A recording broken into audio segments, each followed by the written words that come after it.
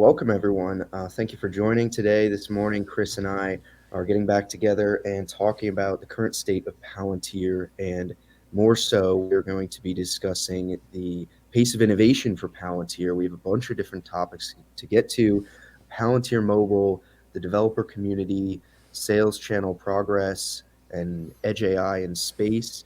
Kris has been a guest of the channel before. I'd like to welcome you back, Kris, and tell everyone what Thanks. you've been doing for the Palantir community most recently. Yeah, I've just been working on just doing some deep dives and research into like some products that, not a lot of people have really been speaking about, but I think that are going to be somewhat huge. One of the ones that I know that you had like showcased a few months back, but then like I found an even earlier version of Palantir Gotham that they actually had put on to like a really small form factor, and this was like almost in 2010. So it's kind of crazy to see the level of development that they've had in the course of 12 years, right? And I think one of the things Palantir does really well is that it's meant to be used by people on the ground, right? So that doesn't mean that just people sitting around on computers somewhere or even just a regular iPad. You want people to have the ability to do things with a really simple form factor, and and the way to do that is by doing it on a mobile phone. What's interesting is, and everyone should go to Jackson's video from I don't know, from their demo day, and you did like a supercut of it, and basically just check that out because I think that's what's going to be rolling out in probably the next year or two.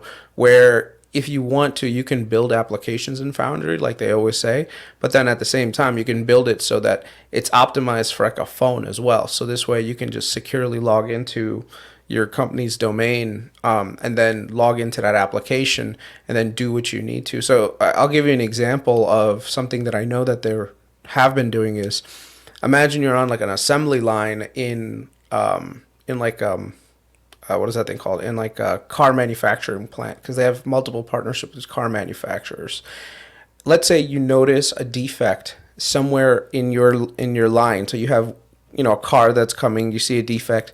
Well, what are you going to do? You're going to stop the entire line and then tell someone, hey, we need to fix this issue? Or are you going to just take a picture of it, put it into Foundry, and then literally there will be someone waiting at the next step of the construction process, and they already know where exactly that thing is. And the other thing is, like, they have like AR integration also. So so what happens is the person who gets that notification can literally just take their phone and just find it right away, and this way they can address the issue. So I think there's so many applications that for a Palantir, like a mobile version of it. But what it is the back end stuff is done on the main Foundry and then kind of pushed to mobile phone, so mobile people can use it. And it's really cool because even when I was flying last week, they had some kind of like delay or something, and I remember like the gate agent, they didn't like go into like the computer and put stuff in. They actually did it right on their phone, and I was like shocked by that. I was like, what are they putting into their phone? Like, are they calling someone? And so I was really curious. I was like, hey, can you, like, what's going on? Like, why are you using your phone to like communicate? I just out of curiosity. And the guy said, no, we have this application where if we're having issues with like our normal computer system, we just go to it and we just take a picture of the screen and we send it off so that this way they can eventually address it. And I was like, I wonder if it's Foundry. I can't confirm it, but it was really cool to see that. Where a lot of times, instead of having to log into different things, especially if you're working on a computer and the damn thing is frozen, like, how are you supposed to communicate that my computer is frozen? You could take a picture of it. You could take a picture of the screen and send it to the relevant party with all the information. Like, I was trying to check people in at 4:30 in the afternoon and the damn thing froze on me, or this happened, and so this way they can address it. So Just sort of clarifying that, it sounds like what the initial vision was and maybe what it still is today, if I'm remembering from the demonstration, was it's not a standalone application. It's an extension of Foundry, whereby you're able to input more from sensors such as the camera or additional, maybe there's like on the iPhones, they have a LiDAR sensor, and I'm sure other phones as well to get that AR, as you're saying. So is it more of a extension like mobile in the sense that it's easy access to whatever you actually need to use it for? Is that what it means? Or is it a standalone thing that I'm missing? I think it's probably like multiple things. The version that I'm probably looking at is something of a tool that's used on the ground. So like the war the use case that most like that pops out to me the most is the one that they used in Afghanistan to like mark IEDs and mark different things. So, in Afghanistan, the one of the biggest things that they used Palantir for is to do data collection, right? So there's two ways that you can do data collection in a war zone. Number one is using signal intelligence, and then the other version is called human intelligence. So this one, they were using human to basically gather data. So example is if you're a unit, right, and you're going through a certain area, and you mark and you know that what this is this is an area that an IED just happened.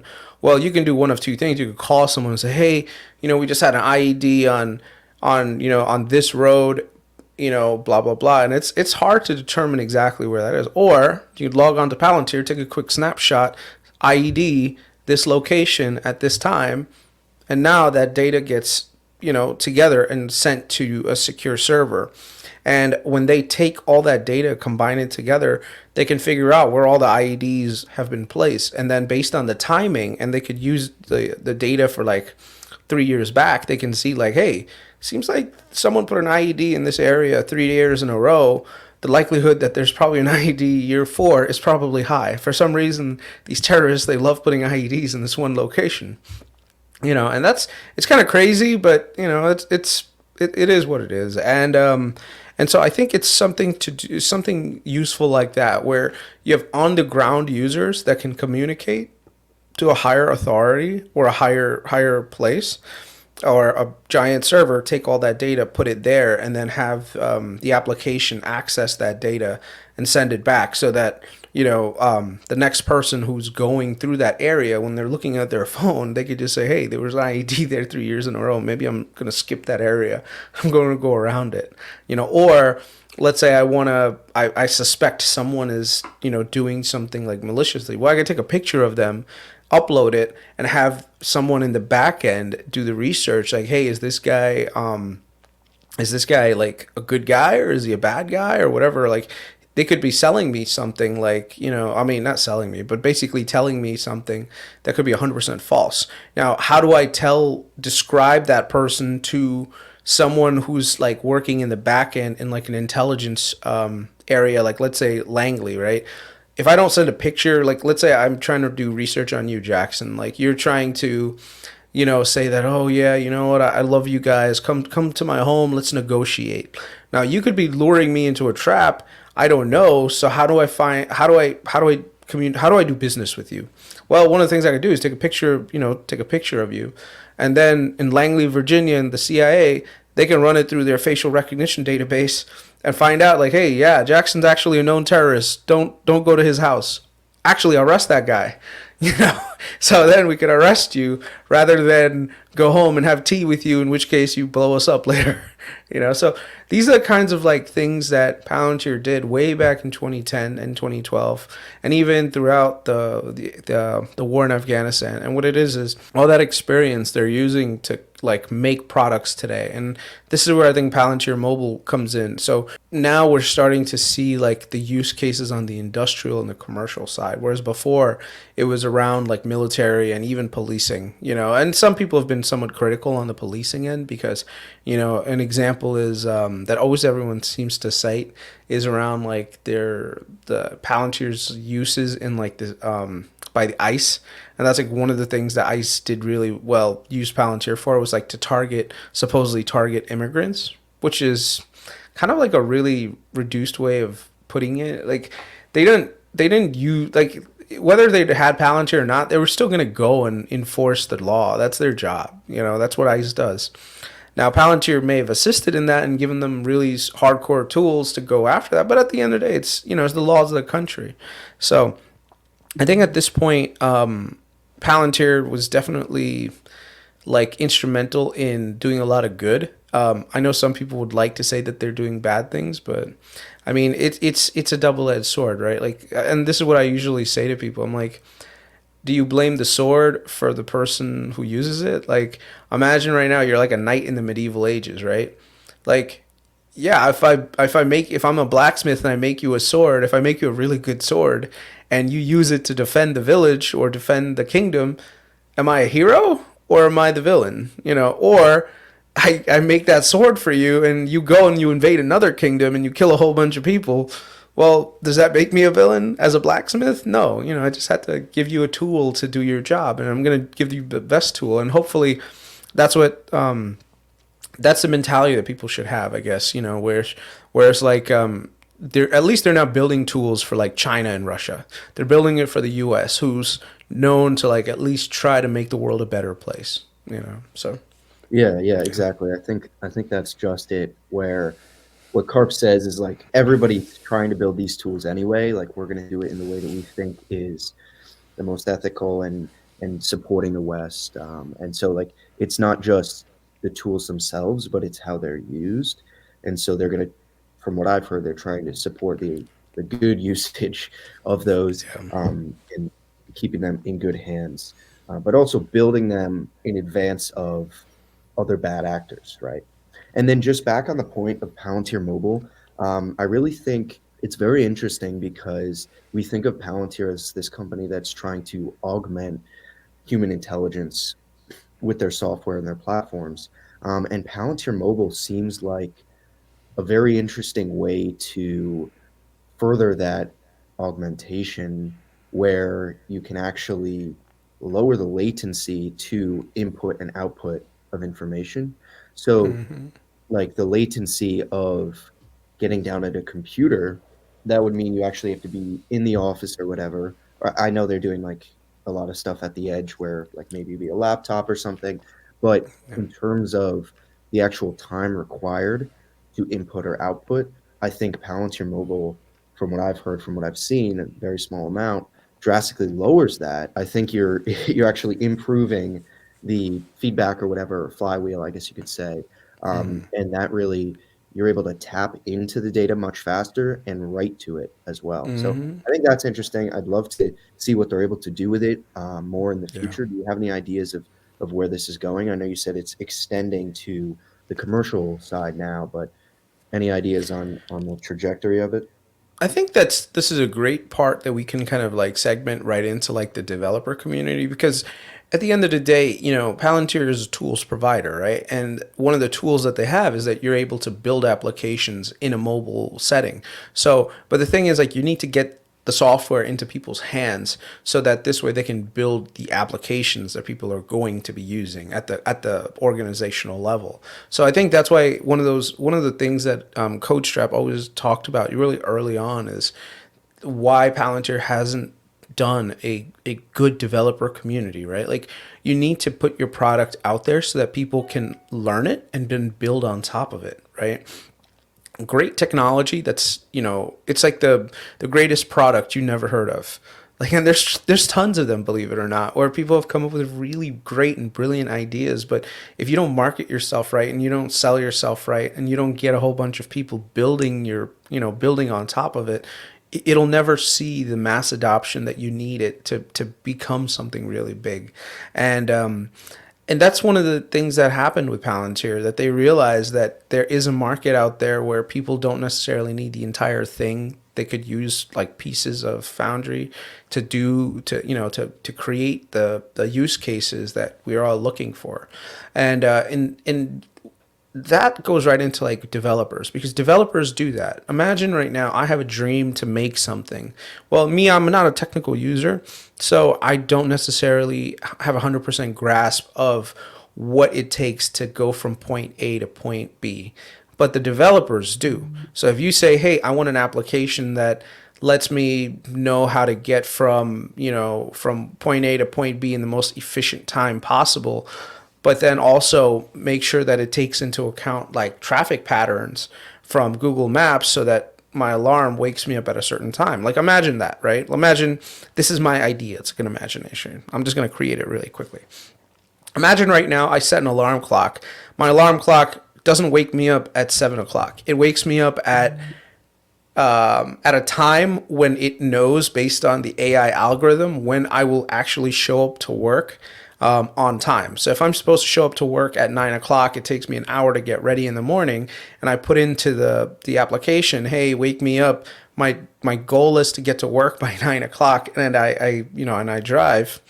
What ends up happening is if the application is integrated with other data sets, like let's say traffic patterns and that are coming in live, it might one day wake me up at 7:30 because there's no traffic. So now I get an extra 30 minutes to sleep. Or it wakes me up an extra 30 minutes before I'm supposed to wake up because there's traffic developing and I should probably leave my home instead of 8 o'clock to get to work. I should leave at 7:30, right? So these are the kinds of cool things that I can always imagine. But the question is, I don't have the technical knowledge to make it a reality.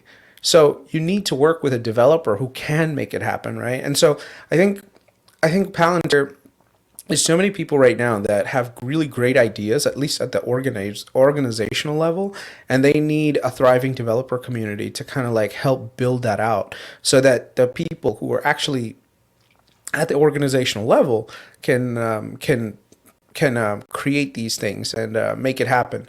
The other thing also I think is they're also supposed to be able to create applications that are no code or low code. I think that's another significant thing because the users at the end level will work to create products themselves, which may not necessarily like work, not work, and they need guidance on, hey, this didn't work so well. Why didn't it work? So that was the other thing that they launched on one of their platforms, on a platform on the website, where basically you can actually go and ask a question like, hey, I've been trying to figure this out. What do I do? How do I do it? And basically, other people who've actually used Palantir Foundry have been able to kind of address those questions. Have you ever used that? Like where, let's say you're trying to figure out how to do something on Excel or PowerPoint or even on YouTube, you can just literally ask a question to Google, and then there's a bunch of people who have actually had the same issue and they've replied, right?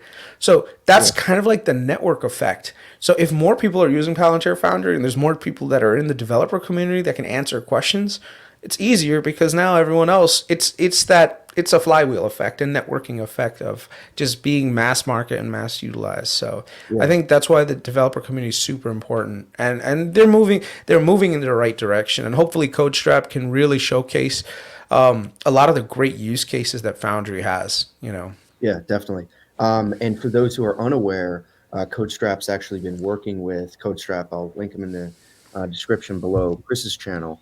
But CodeStrap has been working with Palantir, and he has set up some sort of partnership where he will be able to share, because he is a developer himself. He's going to be working through a program on the developer side to teach everyone more about Foundry. Anything to add there, Kris? Because I know you were with him on that. Yeah, yeah. No, he's just super excited about it, and so am I. Because I'm like halfway between like clinical experience and technical. So I always like to see more, like the ability to learn more, and I think this is going to do it. And I just hope that people realize what the true value of Palantir really is. And from what CodeStrap is saying, and I believe it, is that this is like an AWS replacement. So I'm always shocked by that. Whenever someone makes like a hyperbolic statement like that, it's like, wait, what do you mean AWS replacement? It's like $1 trillion right there. Like, you're telling me that Yeah. Palantir has the ability to disrupt $1 trillion business? Like, yo, let me know, because definitely have some money in it. Yeah, I mean that's funny because I don't think AWS is going anywhere, but Mhm. it's like if we have this alternative, it's doing something in a different way. It might be better for what I'm doing with my business or something like that, where it's not necessarily we're switching from AWS to Foundry or Mhm. whatever you end up using. It's more so like there's this alternative out there where more companies and startups might pursue it. into the future, because I think there's room for multiple players, of course, Yeah. as more and more companies get started with this sort of data need for that. But I wanted to mention on the developer community, my sort of stance on it is that it's a bit of a turning point, and not like anything that's going to make the stock double, but a turning point in the sense that they've been very closed off, where when you go to work with Palantir on the Foundry side, they'll send out a forward deployed engineer. Now they're going to get it set up for you. You have to pay for that labor, and whatever it comes out to, because the forward deployed engineer is actually someone with software experience, and they're going to customize it for your initial use, and then explain like how it's going to scale and all of that. They'll go from the scale expand phase and everything like that. But it seems like with this developer community, the more you're able to train the outside, the more that companies themselves can hire that experience. Now, up till this point, a lot of the people that are aware of what Foundry's doing and know how to use it have actually worked at Palantir previously. So that's not very helpful, because it's 3,000 employees. Like, you're not going to be able to, from a Palantir perspective, you're not going to be able to have a lot of people familiar with it on the company side that they will be able to and willing to use it, because it's easy for them. So I just feel like this is a turning point in that they feel like it's ready. They have the resources to make it ready for the outside community, in that they're going to start working on disseminating that information in a public manner. So I think that's great. And I love the idea of turning, as you were saying, some of these ideas into reality, and how having the developer community understand the product better and learn about the product will facilitate that. So I think that's great. I'm not sure, you were talking about the low code, no code. I'm not sure is that, I may just be wrong, but I feel like that's not for the actual like building the applications. Am I wrong about that? I think the no code and low code environment, even I think even developers could use it, because if it's something like a really base case, like something really small, you don't need a full developer to do the entire thing. You could always just hire. You could do it internally and locally, right? So an example is if I'm using Excel. There are a lot of things that I need someone who's got really hardcore Excel skills and Excel knowledge to help make, right? So I'm trying to do a spreadsheet. It's doing all sorts of things. It's pulling data from all sorts of databases, and then it's presenting things in a certain way. It's creating a beautiful dashboard for me, right? All those things need like a help developer or someone with a lot of Excel experience. But if I'm just trying to do like a basic chart, dude, I don't need someone to do it. I could do it myself. I could just, pop in the figures that I need and do a basic chart. So I think that's where the no code and low code environment probably help. Where if you're trying to do base level stuff, you could probably have internal local people just do that. And then also maybe, and this is something that I saw yesterday on Code Strap's channel, which was he actually showed something called Open AI. I think it was Open AI. They have like another software tool where it actually does coding for you based on like a schematic that you can just upload. So if you're trying to like create a certain application or a certain application layer, you can actually just go to it, and the AI will, like, you could just put in what you need from a schematic, and the AI will actually do all the coding for you. So I'm like, wait, you mean the AI is going to build the application? I was like, that's kind of crazy, but it is a possibility. And that's something that Coach Strap's going to explore more in when he gets his hands on the bigger version of Foundry, and, it showcases that. So I don't know if you saw that yet, but it was really cool to see that like computers building applications for themselves. It's nuts. Yeah, I think I haven't seen the specific use case, but I've heard of GPT-3 or whatever it may be from OpenAI, where it can act like a human in conversations. It can write all of this stuff. So yeah, I mean that's crazy, where it can actually write code for you. I think, as you're saying, like the human still has to be there. The developers say like, this is what we need next. This is what we need to correct. This is how we finish it. Like stuff like that, and to actually give the directions up front to be able to get the result you want. But I mean that's very Yeah. cool. And I wonder if Palantir is working on something similar. I know they have their code authoring segment in Foundry, so I'm sure they've got all those sorts of tools that they're able to offer. But From what I saw yesterday, I think what it is this is open source, so they can just take a connector and plug it right in, and then literally be able to use that functionality. If it's almost like if a wheel's been already created, you don't need to create another wheel, right? Just grab a wheel, copy it 4 times, and now you're ready in your car, right? So I think that's what it is, where they're just taking other things that are created, putting it into their platform, and being able to integrate to that.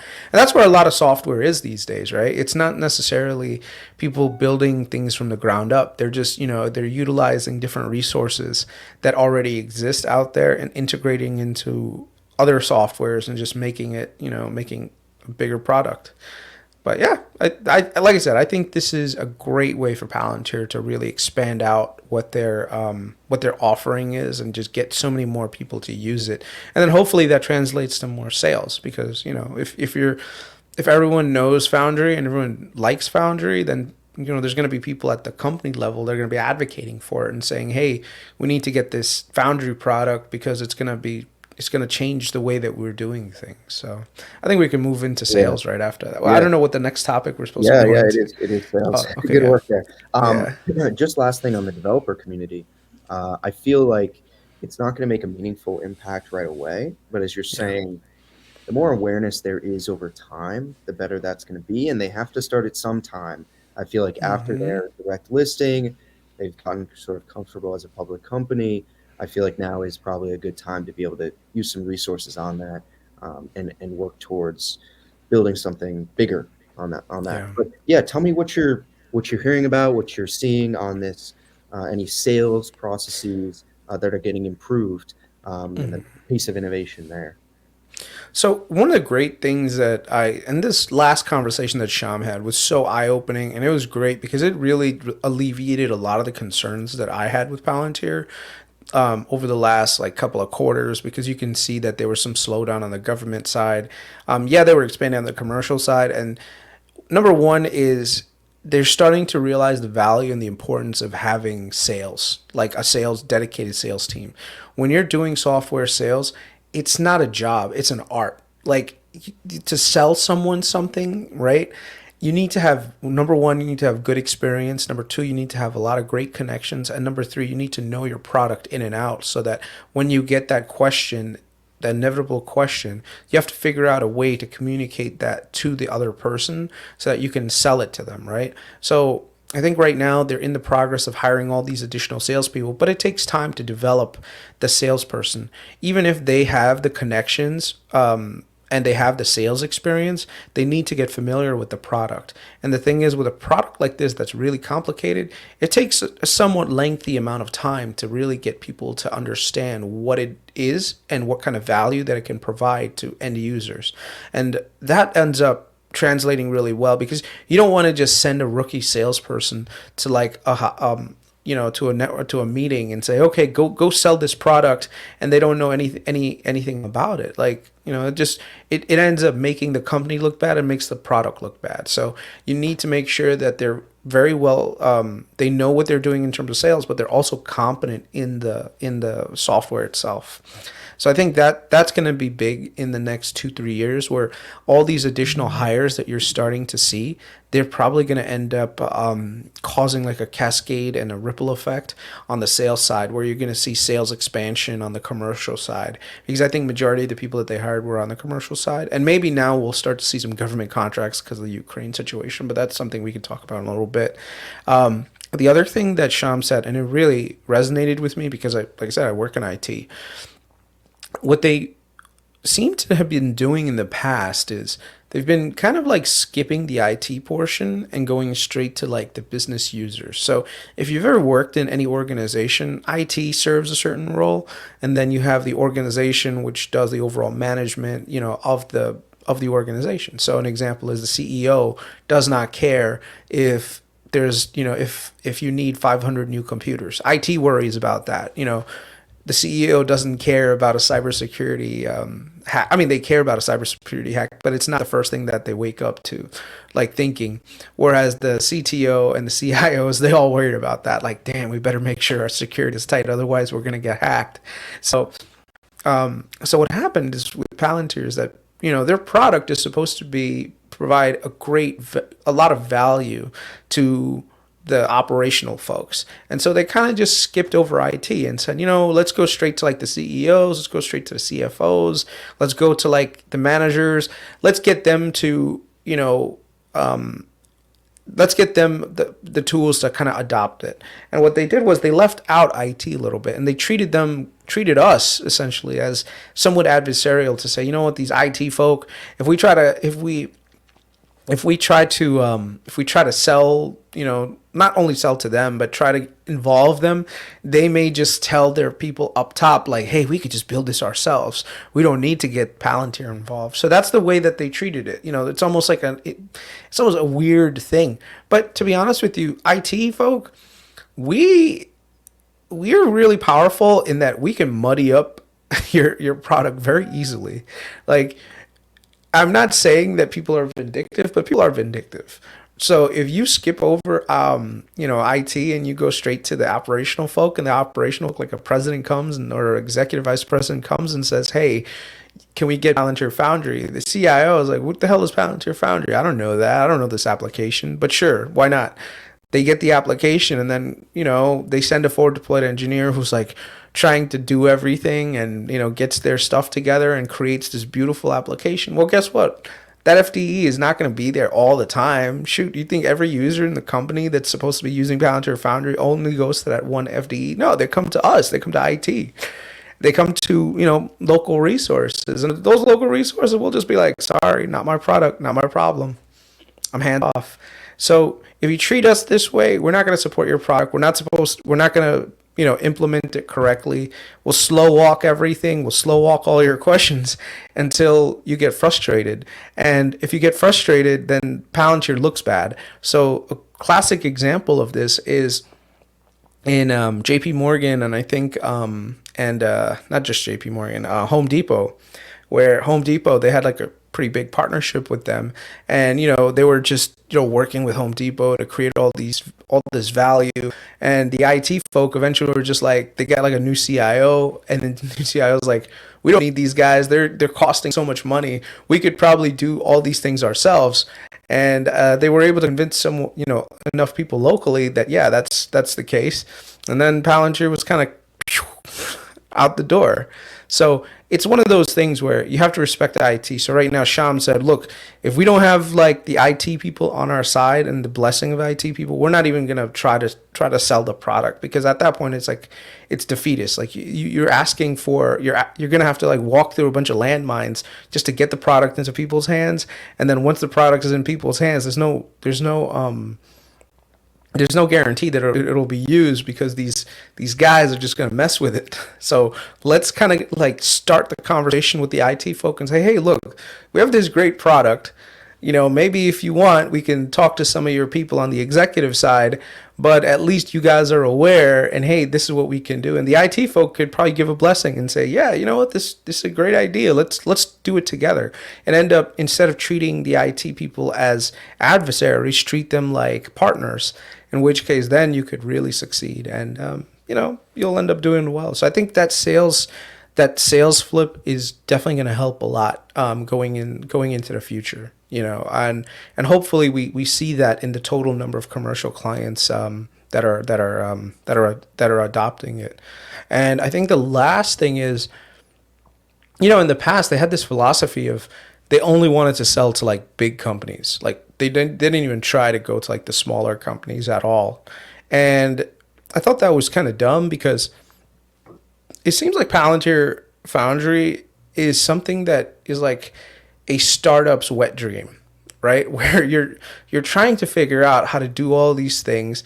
You want a product that could possibly help you do it. You have the drive, you have the energy, you just don't have the money, right? So you want to adopt a product, but if you don't have the money, what are you going to do? Now, it doesn't mean that your product can't become something like $1 billion company one day. There's a lot of companies that in 2015 weren't generating that much money. They had just started. And now in 2022, they're generating billions of dollars in revenue. Imagine instead of treating them like, hey, like, shoo, go away, you're a small company, as opposed to, hey, even though you're small, we'll help, give you the tools that you need so that one day your idea can become a reality. You can become $1 billion company.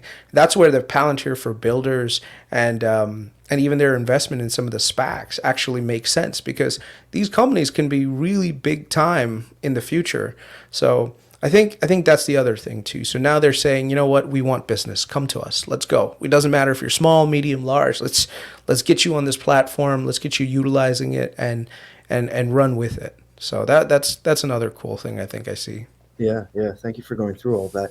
It really seems like a shift in mindset from what they were previously, where Alex Karp was like, if we don't have a good fit with you, we're not even going to pursue a partnership. Like, we want to, at this stage in our business, make sure we're doing the right thing for us, not just going and getting all these contracts. It seems like now that they've matured a bit, and they're kind of figuring out the sales better. It's not just doing all the introductions or whatever. Starting with IT will be very successful in the future. Don't have the money. None of them do have the money or the resources to be able to pay for Foundry or afford it. They might be able to pay for it, but it wouldn't necessarily work out at a cost that Palantir sells it for, or the license, whatever it may be, such that if they're able to partner with these SPACs and instead do some sort of strategic partnership, as they say, And they maybe they get equity. They get equity instead of cash. You know. yeah, they get equity, which is exactly the point of, we can't pay it now, but what we're doing, we believe, will be worth more in the future. So Mm-hmm. I think that's interesting. I think they've kind of gotten astray a little bit with some of the SPACs, where maybe some of them aren't the highest quality, but I think the idea is there, and what you were, excuse me, just what you were just saying, sort of reminded me of that. So I wanted to shift into our last topic here, which is the edge AI and space. So I actually didn't get to listen to this podcast that they put out, but everyone can go to your channel, and you had uploaded it there, to find it. But tell me about it. What's going on with this, and what podcast they had shared? So what was really interesting, it's something that they had like on CNBC. It's called Manifest Space. So it's just a play on Manifest Destiny. I don't know if you know Manifest Destiny, the whole concept of the U.S. should be connected from the Atlantic Ocean all the way to the Pacific Ocean. So Manifest Space. So basically, that's like the new frontier of expansion. So, and it's an entire series on CNBC, and it's really cool. And then one of the things that they had was they had a couple of Palantir engineers there, and they were talking about edge AI and how important it was to the development of a lot of like new products that are going to be coming down, and like what some of the use cases for it. So in terms of like military context, because I have a little bit of background in that, so I can tell you one of the hardest parts of dealing with any strategy is to get near real time information on the battlefield in a very like concise way, and to basically get everything identified. So an example is, how do I know how many Russian tanks are in a certain town right now?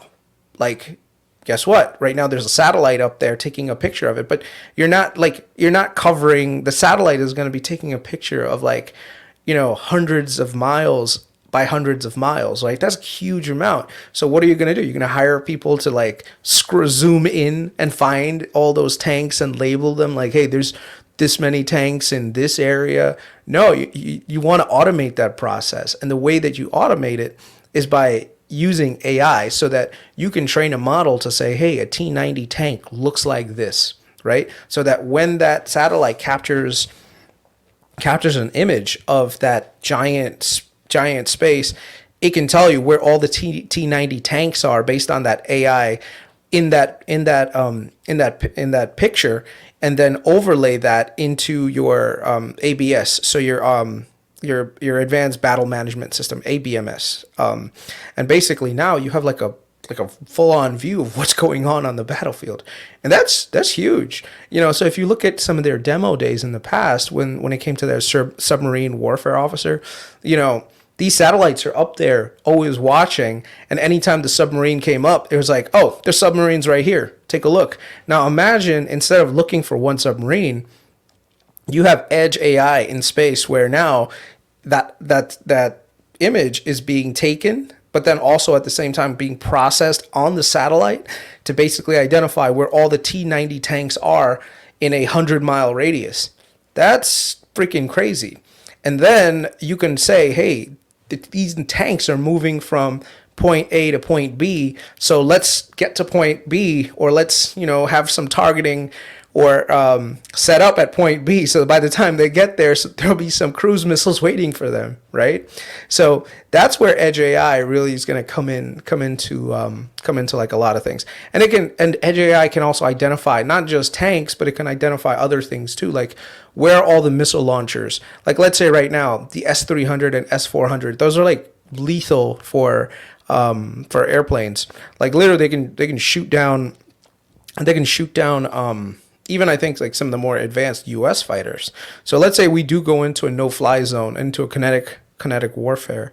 Well, the first thing you want is you want to know where all the S-400s are. So the Edge AI, the AI in space, the satellite can take a picture and say, okay, these are where the S-400s are. The S-400 has this range, so avoid this area and avoid that area. Or the other way is, instead of sending like a manned plane, let's send a drone to take that thing out, right? And let's take them all out at one time. So instead of trying to just target one and then another one and another one, you can create a battle plan where literally you have drone 1 taking out S-400 1. You can have drone 2 take out S-400 2. And you can coordinate it so that all of them get attacked simultaneously. So the Russians are just like, bro, our entire anti-air defense got taken out. How the hell did they know where all of our things were? Well, guess what? Palantir gave them that data from their military satellite that's up there, feeding them live information. And I wouldn't be surprised. And that's the other thing that they actually spoke about in that podcast was everything in Ukraine down to like the size of a football is being tracked by Palantir up there. And given that data is given to NATO. And I'm sure that NATO is giving that data to like the local Ukrainian folks saying, hey, listen, these are where all the tanks are. Go get them. So right now the Russians are just stuck. They're like, anywhere we go, there's always these Ukrainian guys waiting with rocket launchers to take us out. How the hell do they know we were going that way? And I think that's the kind of stuff that we're seeing in like a modern warfare scenario, where you're seeing the utilization of things like that. Now, that was a use case that I just gave you in the military context, but there's also other forms of utilization that can happen as well. So an example is like weather patterns, right? If on satellite you can see a weather pattern developing, and then you overlay that on some of the assets that you have, right? Like you don't know where all your, let's say you own a trucking company, right? And you partner with Palantir. You want to know where all your trucks are at any given time, so that now you know that there's a storm coming in a certain area. You contact all those trucks that are going to be in the affected area, send a text message to their Palantir mobile phone and basically say, hey, don't go that route because there's a storm coming. Use this other route. And this way, now all your trucks are safe, right? Because now you sent them the message, right? Whereas before, you'd have to like figure out, where's Johnny? Is he on I-95? Where's Steve? Is he on 286? Does someone let Johnny know there's a storm coming? So that's when things can get a little rough. So instead, you can proactively take action on things, and also know where all your resources are. Like there's so many use cases for Palantir Foundry in space that I think we're only like this is like the beginning stages of what's possible, and I think it's going to be big. Yeah, I mean, thanks for going through that. I mean, the obvious applications are the defense, as you were saying, and it sounds like I'm going to have to listen to that podcast because of how how they were talking about the current situation, which I find very interesting in Palantir's role there, and not something I had realized on how they're tracking what's going on in Ukraine, and how Palantir is actively involved in that. So super interested to hear more on that. But it seems like, as I was saying, that the defense is sort of what Palantir started out with. It's the most immediate way to apply this space aspect. But now that you say it, the commercial applications of it seem very interesting as well. And it seems like what Palantir is doing, like the Meta constellation, and like isn't Black Sky a SPAC that's working on some of these satellites or something. It seems like there are a lot of synergies with this sort of thing, and companies that do want to be able to utilize this sort of imagery or whatever it may be. Seems like Palantir is a very good option for that. I don't know what the competition looks like. Well, I would say the reason why Palantir is so ahead in this is that they have Apollo that's able to kind of like use they can use Apollo to like download models into like satellites very quickly and easily, right? There's you have to be able to like take all these edges and be able to program them and like change things out and make things, workable on there. Like they have hardware limitations, they have power limitations. So all those things, like even if someone writes code, it may not be tailored for a satellite. Whereas these guys have figured out ways to like coordinate satellites to do a task. That's crazy. Like it's not something that's easily done. And they're able to like send up models. I mean, like I said, I think this company is so futuristic in the way that they've done things.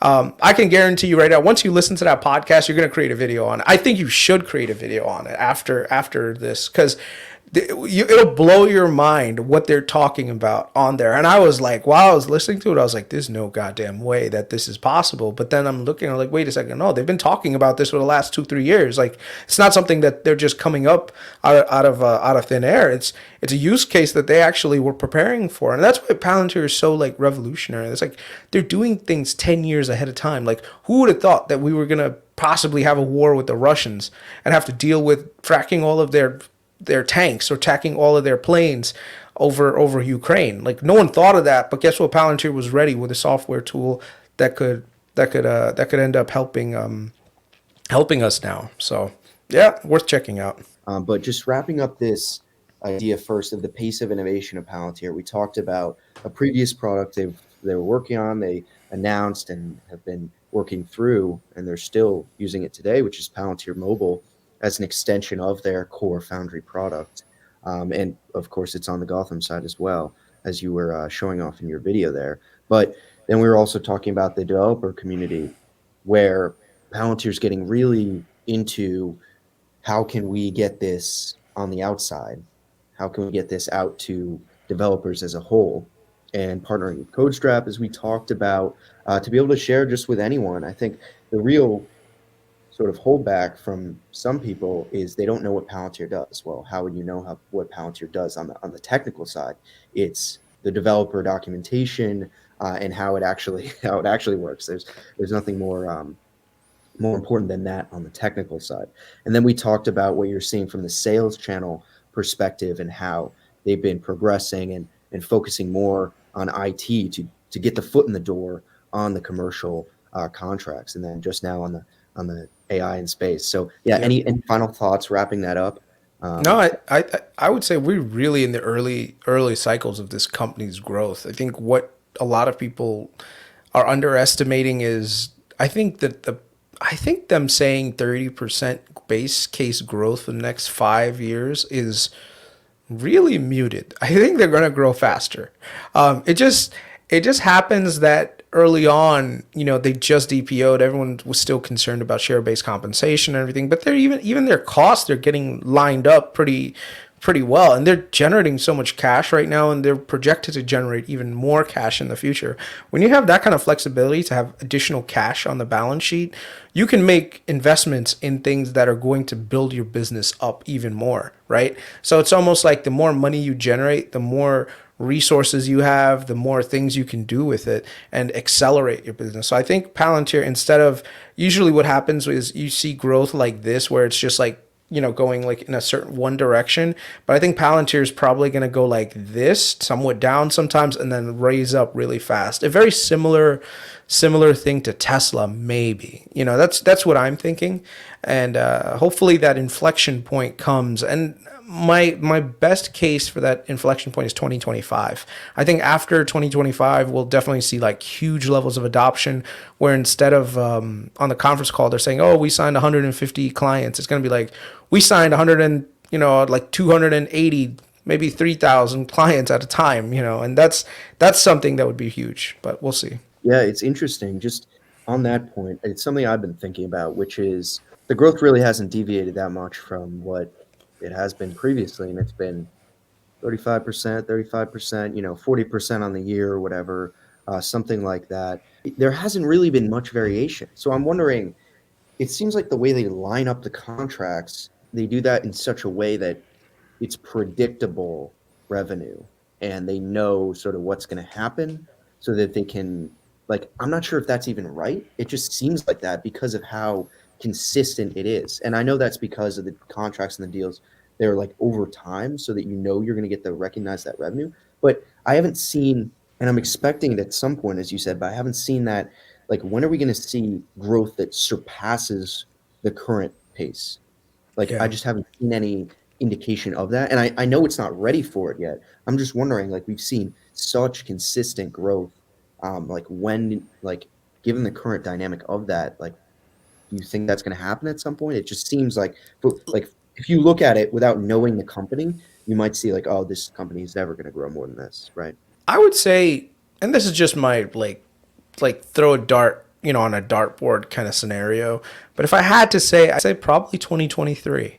And the reason for that is with this Ukraine situation, they're definitely getting a lot more exposure to the European government market, right? So all of that right now, the Europeans are not like scrambling to pay. Right now, what they're doing is scrambling to adopt.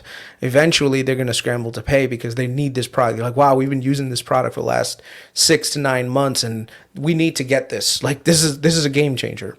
So that's when they'll start paying more. So I think 2023 is number one, where some of that military and government revenue from the European side will come in. The other thing is the sales channel and the salespeople that they've hired. By that time, they'll be mature enough to actually make these big deals, right? So by 2023, everyone that they've been hiring over the last year and even some of the execs will be seasoned in the product. So they'll have a year of experience in, and they'll be able to ramp up their sales significantly. So I think 2023 seems to be the time when we might see that inflection point where, we see a lot more sales come through. And if we do see that in 2023, where instead of growing at 30%, we end up growing at 50%, that just means their valuation is going to jump significantly. I think they were smart in being conservative and saying that we're going to only grow, well, we're going to project to grow by 30% over the next 5 years. So the last thing you want to do is be a data and analytics and predictive analytics company and miss guidance. Like, how are we supposed to trust you? You can't even figure out what your revenues are in the future. So I think they undersold themselves, but that was a smart move on their part, not to get too many people ahead of themselves. And I think they're going to do very well over the next couple of years. So we'll see. Tell everyone about your Twitter, your YouTube, and anything else. Yeah, no, just I was on Twitter. I'm on Twitter right now, so you can just look up Kris Patel 99. And if you want to, follow me on YouTube, much appreciated. Hit that subscribe button.